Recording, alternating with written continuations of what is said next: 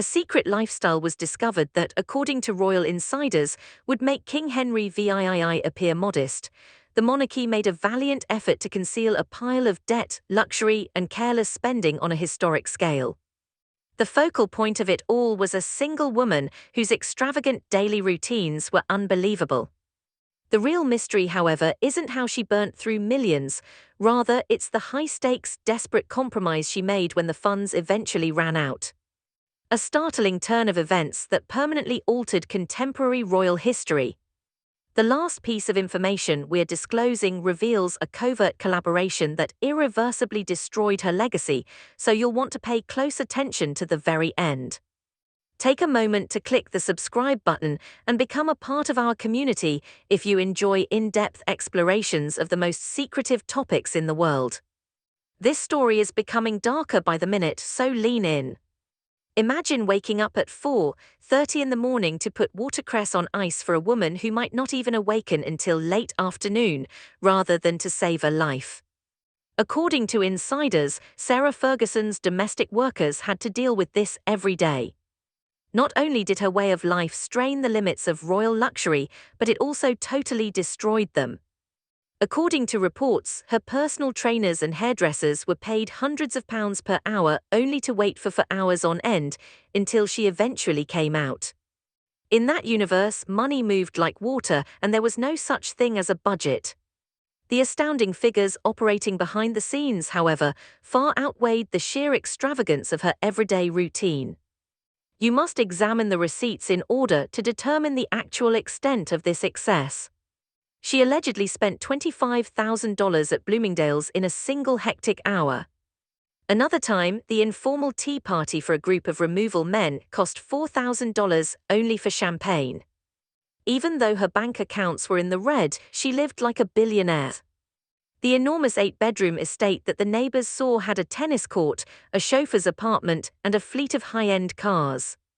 Apparently, ordinary royalty wasn't exclusive enough, so a special cupcake chef was recruited on the payroll. However, a nasty financial storm was developing while the public witnessed a bubbly, giving Duchess distributing pricey gifts. The debts were silently rising into the millions, and the figures just didn't make up. She allegedly spent more over $1 a year on personal expenses, according to an internal audit.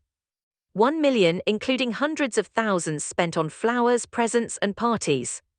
The palace was starting to receive requests from creditors that were getting more and more urgent. She was living on borrowed time and borrowed money, totally unaware of the impending crisis. She wasn't simply spending her own money, though.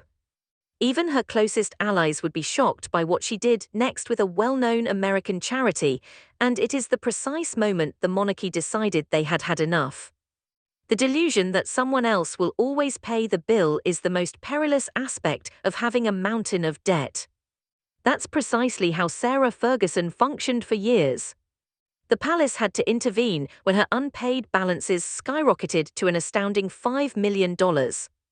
According to reports, in order to preserve the family reputation, Queen Elizabeth II personally paid off a number of loans, including a sizable lump sum to a prominent royal bank in the middle of the 1990s.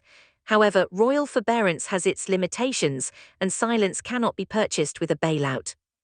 Both the way of life and the family's mounting rage didn't slow down.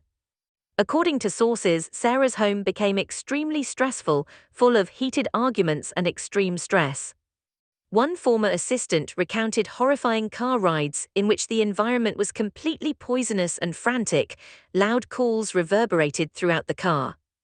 Workers witnessed an empire of credit gradually crumble from within, pushing them to their breaking point. However, the warning indicators were totally disregarded. The crew was reportedly taken aback by Sarah's response when the estate received a direct financial letter from the bank. Those in attendance claimed that she just refused to accept the situation as it was, preferring to think that a solution would materialize out of thin air. However, the family had finished safeguarding their reputation. Eventually, Princess Margaret sent Sarah a heartbreaking, very personal message in which she accused her of doing more harm to the institution than anyone could have predicted. The message was quite clear. "You're on your own. Sarah's desperation peaked with the official removal of the royal safety net. The world press was waiting for one mistake: the coffers were completely dry and the creditors were closing in. She needed a huge financial boost, and she needed right away. At that point, an attempt was made to turn her royal title into a commercial commodity, music, which resulted in a highly contentious agreement that would shock the public and permanently alter the monarchy's regulations. The distinction between privilege and catastrophe vanishes entirely when a king begins to use a public charity like a personal bank account. Sarah Ferguson transferred her focus across the Atlantic to start Chances for Children, an American nonprofit organization, in order to survive. On paper, it was intended to provide individuals in need with essential assistance. Internal financial records, however, show that the situation was very different. According to reports, the company started to function more like a private executive office, protecting a lifestyle that Sarah could no longer support on her own. The patterns grew increasingly concerning as investigators dug deeper into the documentation. According to reports, the charity's genuine recipients never received more than half of its overall revenue from music. To pay for personal overhead, the remaining cash were methodically diverted. According to insiders, donations were used to pay for Sarah's personal hunt for rare foreign perfumes and elite diet physicians, as well as to pay for her immediate staff and opulent travel expenditures. It was a shocking betrayal of public confidence that took place in front of the international media. However, a non-profit structure cannot conceal such a large financial deficit indefinitely. The charity pipeline started to dry up as donor mistrust and regulatory monitoring increased. But the invoices continued to come in at an unstoppable rate. Sarah was in complete financial devastation even in the late 1990s, yet she was still able to pay more than $26,000 to rent a luxurious villa close to Cannes. According to rumors, she traveled with a full entourage, including a dresser, 2 housekeepers, a personal butler, and a private security detail, all while feigning that there was no crisis. The elite social circles were gradually severing their ties with her as the facade began to crumble. She needed to come up with an entirely new source of revenue. On television shopping channels, she turned into a commercial product for hire, promoting song for everything from late-night hair straighteners to cranberry juice. In order to pay off her enormous obligations, appeared to the public to be doing a regular job. Behind the scenes, however, the conventional revenue streams were unable to keep up with her unwavering willingness to spend money on. The creditors were approaching closer than ever, and the financial hole was getting bigger. Severe deficits caused every business enterprise she touched to fail, and the palace would not give further dime. To survive the impending collision, Sarah needed a miracle or a very strong donor.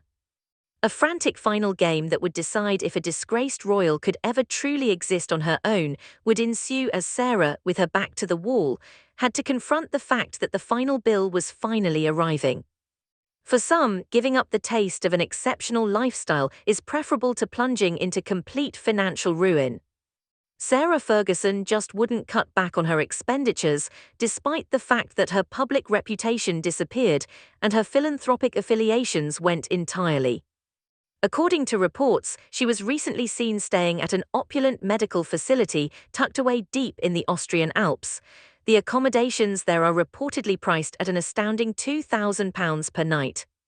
The public was left with a single, obvious question: who is really paying for this? Her traditional sources of income had completely dried up, and her ex-husband was dealing with his own crippling legal expenditures. Her everyday life no longer makes sense mathematically. Her current commercial endeavors, according to insiders, are completely collapsing. Ginger and Moss, her specialty luxury tea and jewelry company, recently revealed a huge deficit coupled with hundreds of thousands of pounds in outstanding payments. However, reality does nothing to stop the habit of unending pleasure. According to rumors, she continues to act as if a huge financial miracle is about to happen, ready to erase decades of poor choices. She continues to be a person imprisoned in a vicious cycle of her own creating, pursuing the ghosts of her former regal status while continuously escaping the truth of her bank records.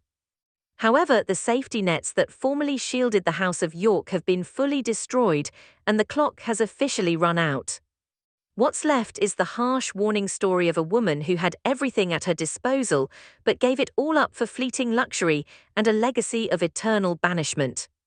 The ultimate consequence of the Duchess of Greed's historic excess is finally revealed to the world when the curtain finally falls on her.